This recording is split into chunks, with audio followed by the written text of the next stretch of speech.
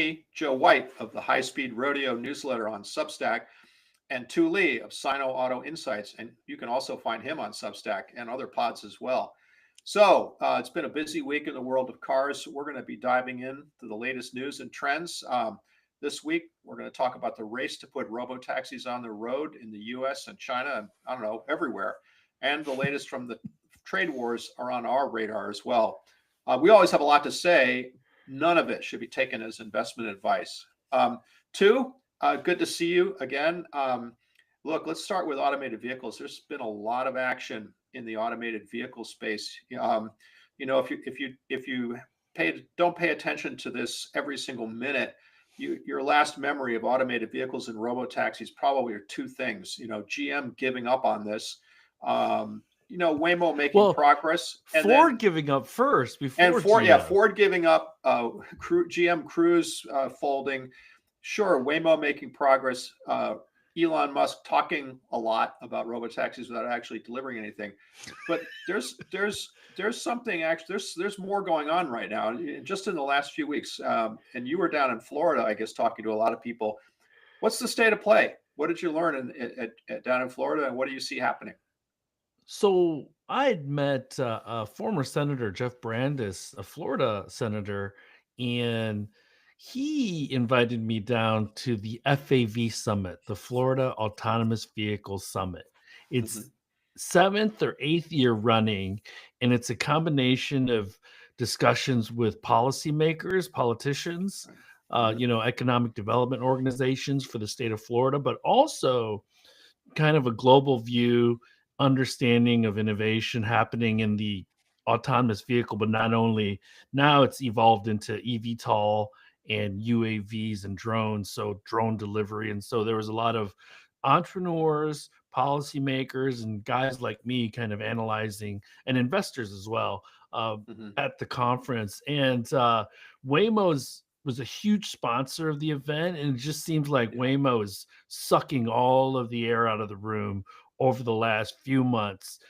Lucky for us, Joe, they're going to be in Detroit sooner rather than later. I heard that. Now, they've had an engineering operation here in Detroit for quite some time. I think that's related. I'm sure it's related to their partnership with Stellantis. They've partnered with Stellantis to develop develop vehicles. But now they're going to try to put AVs or robo-taxis on the streets in Detroit in the wintertime. Well, maybe not. They're going to start in the wintertime, but they're going to have to deal with winter whenever it is that they do it, and that's a big deal, right?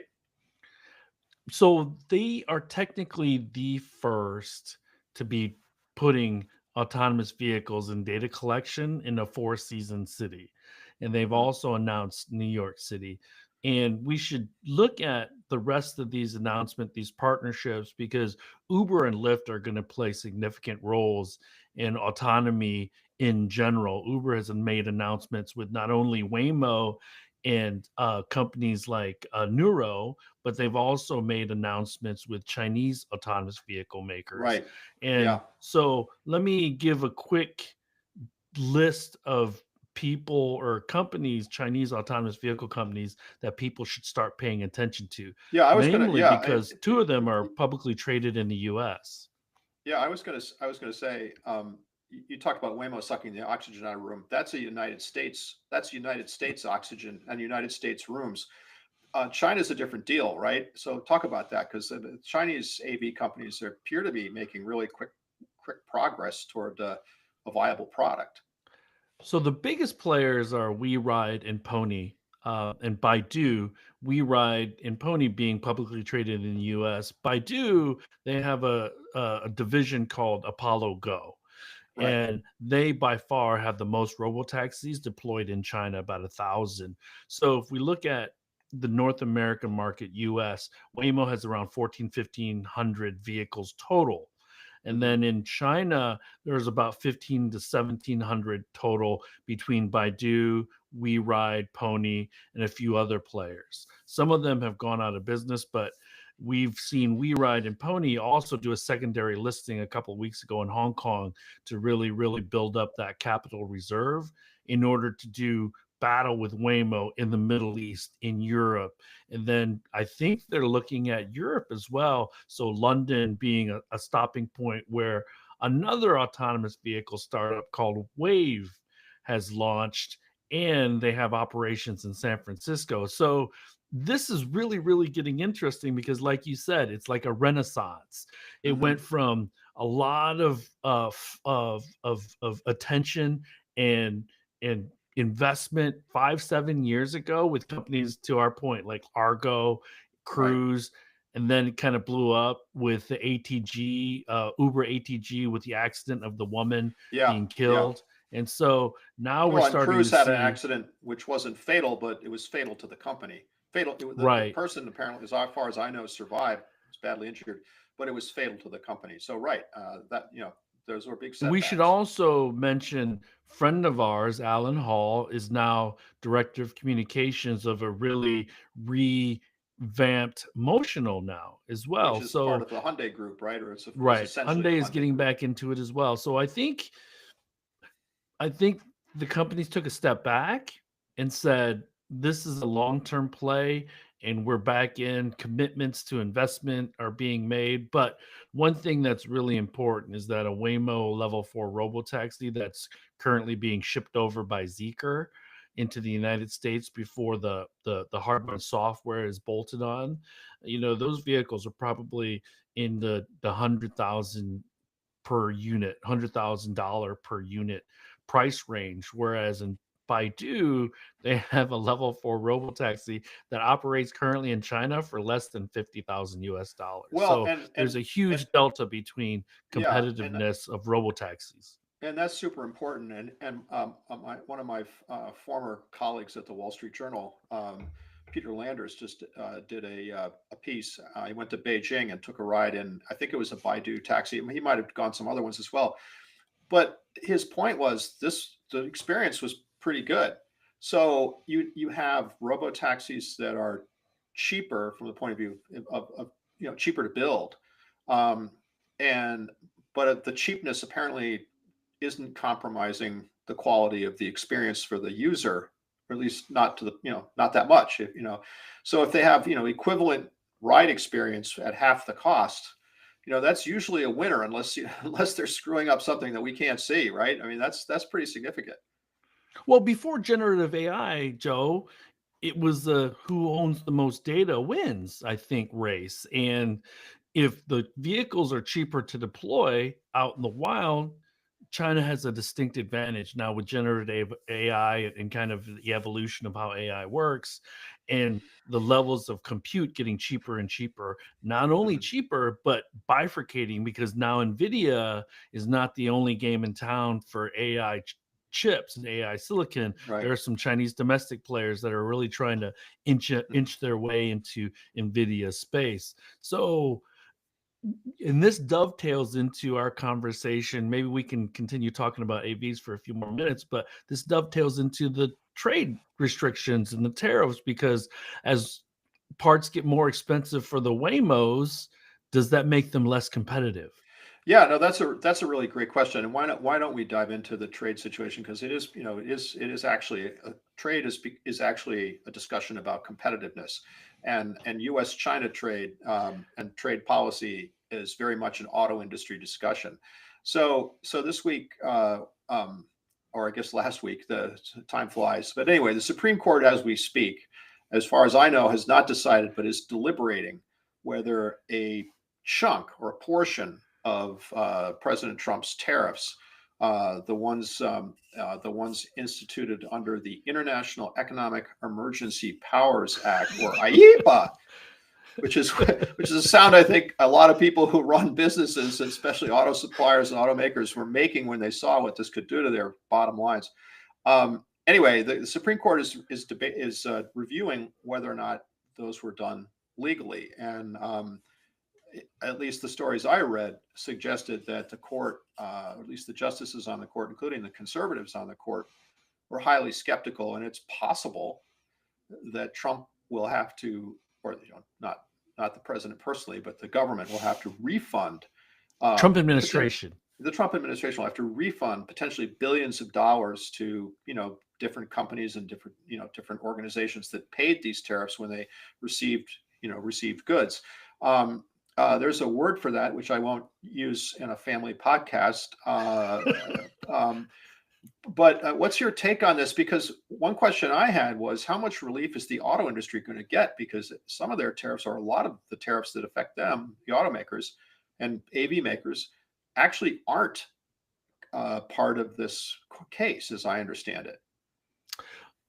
So, but it creates this environment of uncertainty in automakers because they're so capital intensive historically. They want certainty, they need certainty to make long-term investments. And one of our friends of the show, your ex-colleague Mike Calais, wrote a piece about General Motors Yeah. effectively telling all their North American suppliers to de-risk by de-China-ing their supply chains. Now, what they're going to find, Joe, and I'd love your take on this, is that even firmware, even at the raw material level, there's going to be Chinese fingerprints all in supply chain. So Yeah. it's not going to be easy, and it's going to make things No. more expensive. No, absolutely. I mean, and some of our listeners may be saying to themselves, wait a minute, wasn't it GM back in the late 90s, early 2000s that was ordering suppliers to get to China? Or if they weren't in China, they had to match the quote China price, unquote. Well, yeah, that it was GM that did that. And GM, pushed a lot of its supply chain for North America to China because they were trying to, slash their costs. And so anyone in the supplier community who was on board when that was going on is probably thinking this is kind of rich. But look, you're right. I mean, times change, and I think I'm not surprised that GM management has just said, "Look, basta, enough. We need to have a North America for North America supply chain." But I agree, it's not going to happen in a month. It's not. It's going to probably take at least a product cycle, maybe longer, because first of all, you're right. A lot of the capacity to produce certain types of gear or parts and of technology um, doesn't exist in this country. It would have to be built from zero. Magnets, I mean, rare earth magnets. A lot of components for electric vehicles. A lot of components, for combustion vehicles. The capacity to build that stuff lives in China now because of the way that things have worked over the last 20, 30 years. Companies, I mean, I'm not a CFO of a big supplier company, but I can imagine what they might say to GM is, "Hi, thanks for canceling hundreds of millions, if not billions of dollars of revenue when you trashed your EV programs because you didn't believe they're going to, that they're going to sell. Thanks for that. And by the way, now you're asking us to rip up tooling and move production to, from China to North America in the middle of a product cycle. Gee, no thanks. Call us when you have a new model that we can tool from scratch and work the costs in from the beginning of the program to get paid."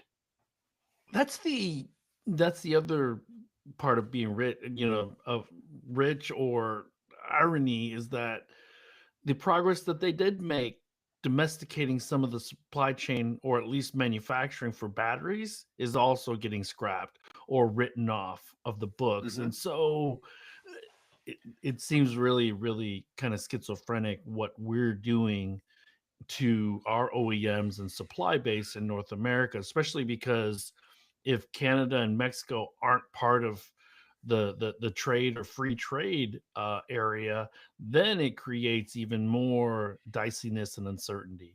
Well, I would think so. I mean, and again, I mean, a lot of these, the big suppliers and smaller suppliers, tier two, tier three suppliers, they're, they get product from Mexico, they get product from Canada. The kinds of commoditized products, I mean, seat covers, things like that, or that were shifted to, LCC, low cost countries over the last 20, 30 years.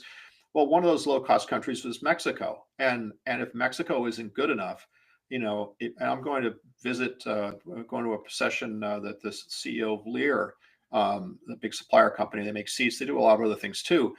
Um, I'd be interested I'm if a he's going Lear to. alum, by the way, Joe. Oh, I don't okay. know if you Well, I knew mean, that. you So tell me. Here's a company that has a lot of operations in Mexico, not just Mexico. They're a global company, but China and Mexico, and they've done that because their OEM customers are saying cost, cost, cost, cost, cost. And I think those are going to be difficult conversations. Like, do you want us to move to, I don't know, Alabama, you know, uh, somewhere in the southern U.S.? Fine, we won't have union employees, maybe, maybe, because Sean Fain was probably the UAW is probably looking forward to organizing all those plants. But we fine, but non-union in the United States, given the shortage of manufacturing or people willing to work in manufacturing, that's not a $5 an hour, not $10 an hour. It's 15, 20, $25 an hour. You have to pay people. You have to tool. And where's the tooling going to come from? Well, right now it comes from China. And and the right. capital equipment, And right? that's what I meant, the capital equipment, the Yeah. robots. So, I mean, and Trump is looking into putting tariffs on manufacturing robotics from everywhere.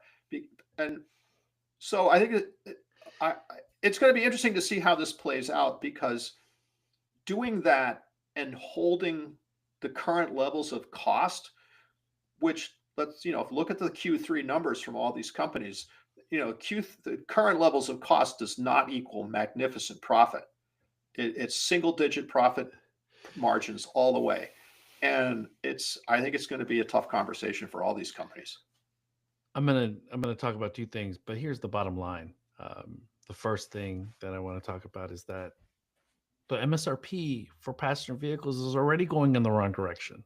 Yeah, it's It's almost over $50K. $50,000, and a microcosm of how interconnected North America is, Mexico and Canada. I'm a Lear alum, so I was a sourcing guy. Okay, we source seats, parts for the seats that we ship to a Canadian OEM or a US OEM that had a manufacturing site in Canada.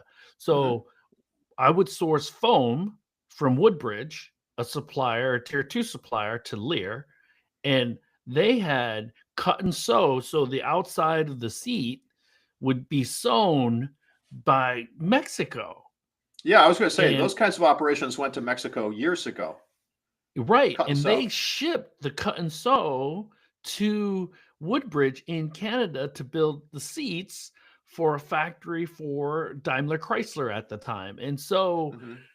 just think of how much effort it took to actually do that, to try to optimize costs, because seats, the reason they were building locally the seats is because in logistics terms it's called a bad shipper, because you can only Mm-hmm. fit so many seats on Mm-hmm. a tractor Mm-hmm. trailer, so they have to Right. be close. When bad shippers need to be close to factories so that logistics costs don't eat up every single Right. piece of profit.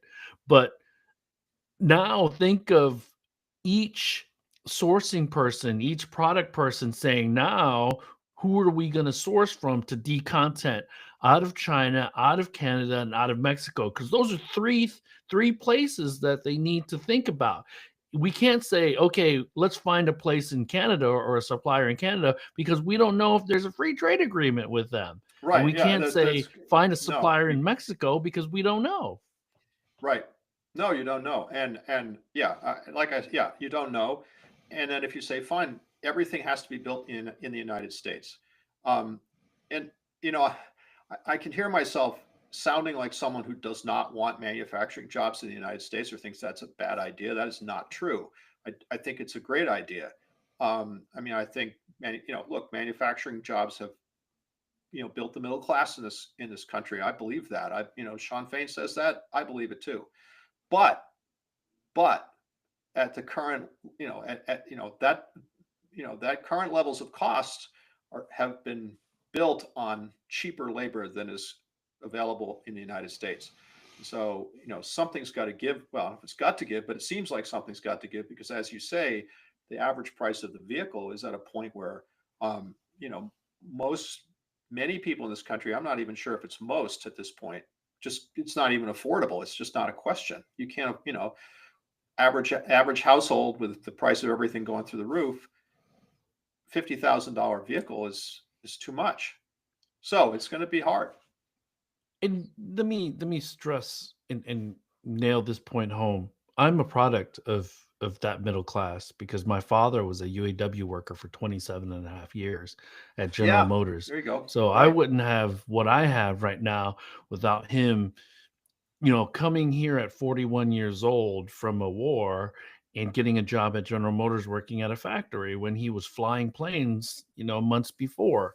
And Hmm. so I agree with you, Joe. I'm all on board for more jobs in the United States. I want us to win. I don't think there's any dispute about how I feel about this stuff. But we have to be smart, and we can't reshore everything because you had mentioned this in an earlier podcast. People don't want to work in factories, Well, So how do we incentivize them to do that? well, I mean, yeah, some people do, but it's hard work. And and at the levels of pay that the non-union companies are prepared are prepared to give, a lot of people aren't up for that.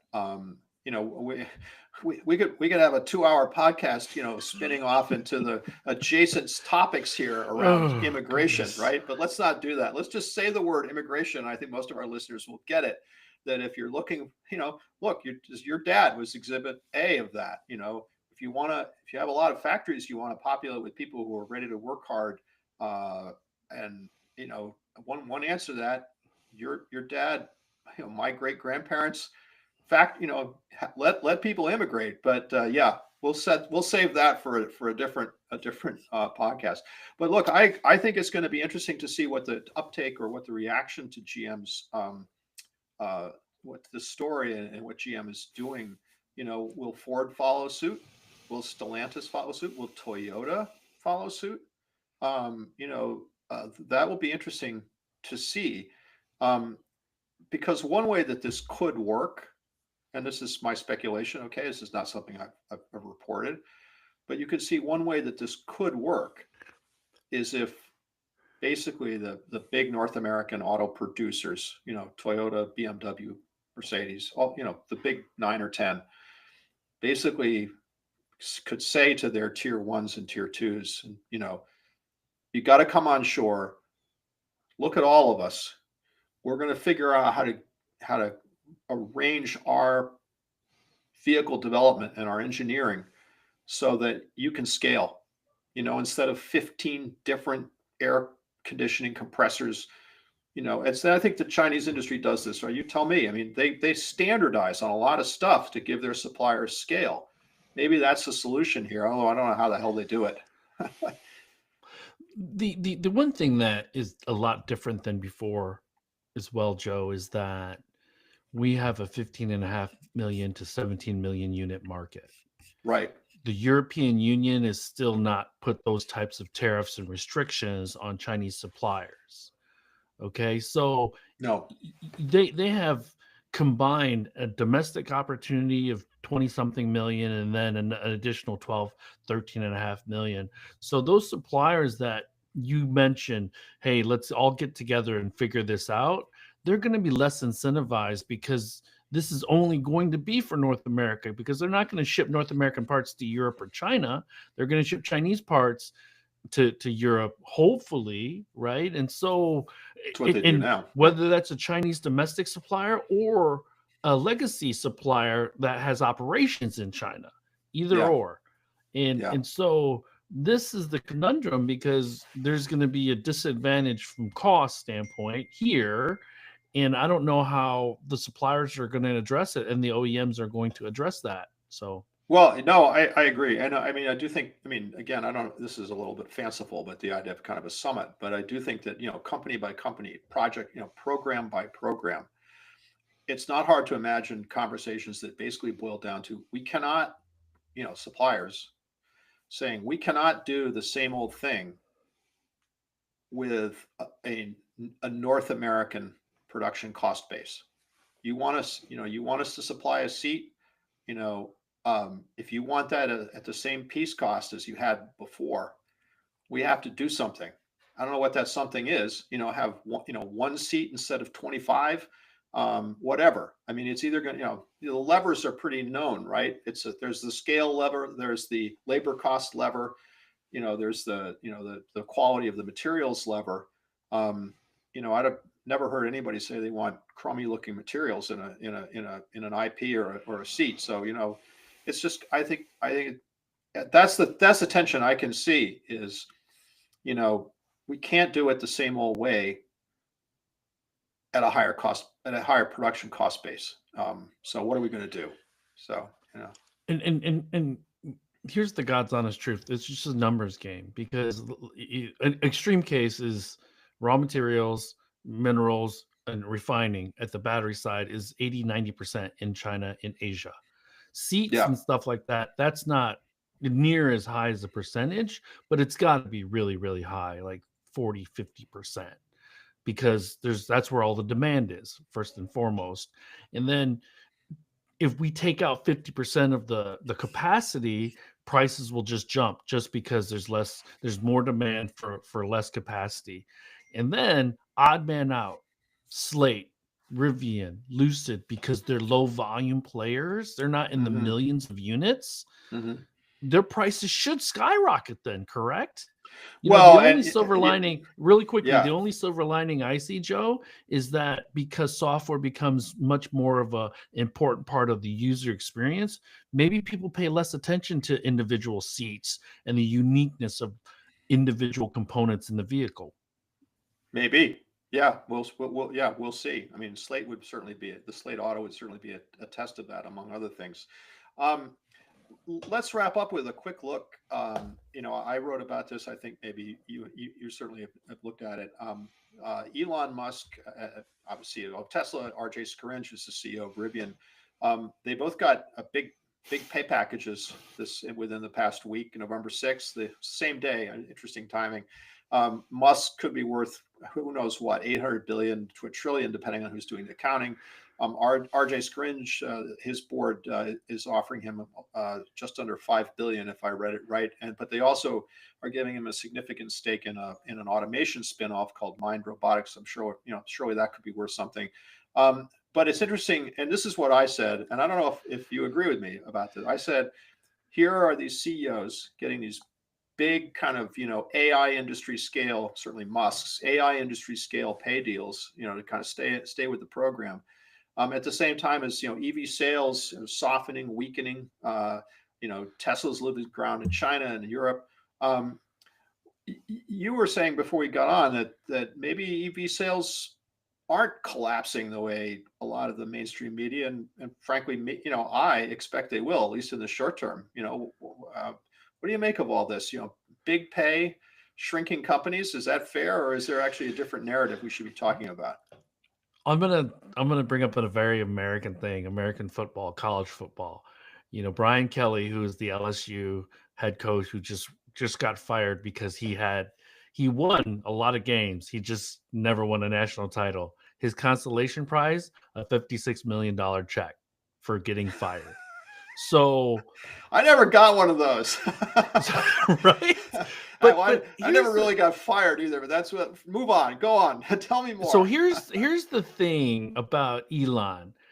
I think they bamboozled everybody because they made this pay package so high that he lands on the moon, he shoots for the stars, he lands on the moon, he's still 800 billion or 700 billion dollars in a pay package. It's not all or nothing. He gets money for achieving some of these targets. And RJ Scaringe's pay deal, and again, I can't recite you every single detail, but it has I want to say 7, 8, 9 different stages, and it's gradual. It's a stair step. He hits a certain level, he gets some shares. He hits another level, he gets some shares. So it's not all or nothing. You're right. And Musk is a similar construction. They're actually, I think, broadly in the same. Philosophically, the boards have used a similar template. Staged payout that ends at a big number. Yeah. And my question for the board and for Musk is, how much of those targets are they looking at or forecasted for the China market? Okay, because that first number, the 20 million cumulative, he's going to hit that. They're obviously going to hit that number because they're already at 8 or 9 million units Well, and if total since if day you count one. the Optimus robots that he's promising, yeah, Yeah. they'll get there. And so so here's the thing about Tesla. In October, they in China they sold 26,000 units. That is a, you know, year over year decline of 36% in the China market. And so without so let's say they got to get to 20 30 million units a year because they're going to be an $8 trillion company, right, Joe? So they need to sell more than Toyota, obviously. Yeah, Or a you lot would more. think, or you would think Yeah, exactly. and at a high profit margin. But go ahead. Yeah. How many high runners would they have to have, like from a product standpoint? How many Model Ys and Model 3s would they have to have? Because those are their two high runners, and they're 5 and 6 years old.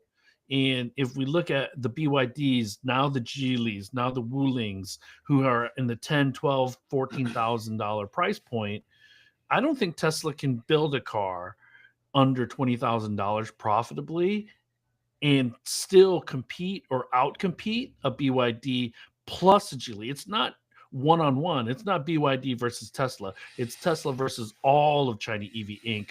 under 20,000 US dollars. And then Right. BYD is in 100 markets, Joe. So every single market that Tesla enters to try to build that mass market sales volume, they're going to find a competitor Well, meeting well, them. and that's happening already in Europe. I mean, again, they reported, or the European industry group reported sales, and Tesla sales in Germany and in Europe are also down. Norway's Double digits. down, Denmark's down. Yeah, Yeah. double digits, and that's some combination probably of people being bored with the product. Some people are still mad at Elon Musk for his behavior in our election cycle, although that's getting to be a long time ago, and not really the excuse that anyone or the reason anyone should use. But right, Chinese competition is in Europe.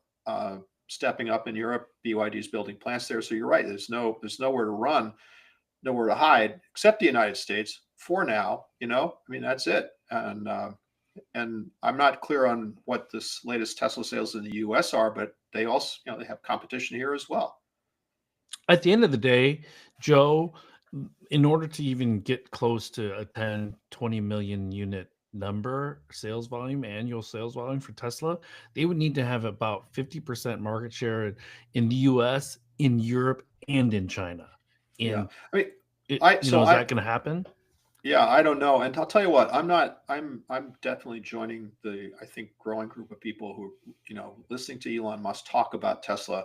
RJ Scaringe is you shouldn't lump him. He's not going at this the same way as Elon Musk. They're two very separate individuals with very separate strategies and styles. But I read Elon Musk's speech to his shareholders after he got his pay deal. He talked for about an hour, and I watched a good bit of it on YouTube as well. If you do that, if you read what he said, or if you watch what he said to his shareholders, it's very clear that he has moved on from electric vehicles. He is talking on and on about the Optimus robot, on and on about the cyber cab, the automated cab, or automated car that he's been promising for a long time. And he says now he's going to deliver it next year. I think April 2026 was the the caption underneath the video of this thing. That's what he's talking about. He's talking about physical AI, or mobile AI. And the car company aspect of Tesla, it seems to be kind of being put on, if you will, autopilot. I think you pointed this out to me too. The two of the key program managers, vehicle program managers at Tesla, including the individual who was leading the Model Y, they quit the company just after I think that came out after the annual meeting. Two of them on the same day. Yeah, same day. I don't remember the names, but the individual who was in charge of the Cybertruck program, which has obviously not been that successful, but the Model Y is one of the most successful automotive products ever, and the individual leading that program quit. I don't know why, but most people don't quit when everything's going great and they've been told that the sky's the limit for what they can do, with their program, right? Sometimes a lot of people quit when they're told, you're going on maintenance. We're going to do software updates. We're not going to do major body changes or design changes. We're putting our money in this robot thing. So it'll be interesting to see if, how that shakes out. But Rivian's a different animal, but at the same time, this Mind Robotics spinoff, what they're spinning off is an operation within Rivian that has been developing manufacturing automation for Rivian. They're turning that into a separate company. I mean, and RJ was talking about how there's a lot of AI and data collection that's involved there. It wasn't totally clear from what he said, and he didn't say much if they were going to hoping that they could make Mind Robotics essentially a contractor to other companies. But again, the idea that, we're not just building vehicles, we've got this AI intellectual property and this capability, and we want to be involved in and seen as an AI kind of play. And so we'll see. Well, Joe, God bless RJ, because I also don't want to lump him into the Tesla and Elon bucket. Mhm. But if this AI and manufacturing entities work so well, how come Rivian can't get their costs down? Number one, and number two, they can barely make a few thousand cars a month. I did some math. on their Q3 numbers, and as far as I know, I got it right.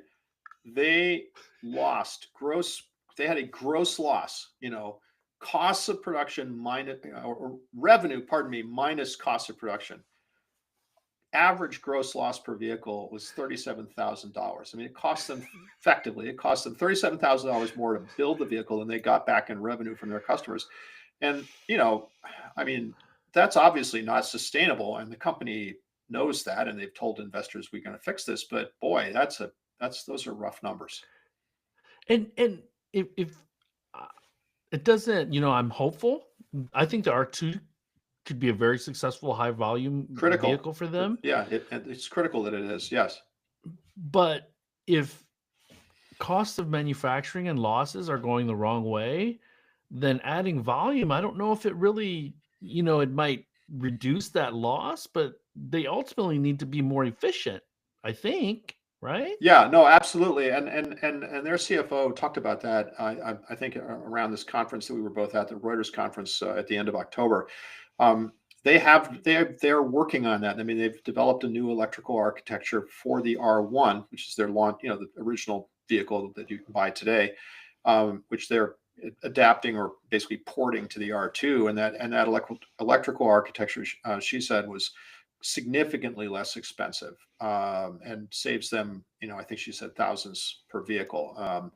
So, I mean, the Q3 numbers might be the worst numbers we'll see from them, and the numbers will get better from here. But yeah, it's a big hole, and it doesn't help that they're, in the United States, the government support for EVs is gone. I know Electrek, I think you pointed this out to me, Electrek, the electric vehicle website is saying that the narrative that EV sales are cratering is incorrect, and that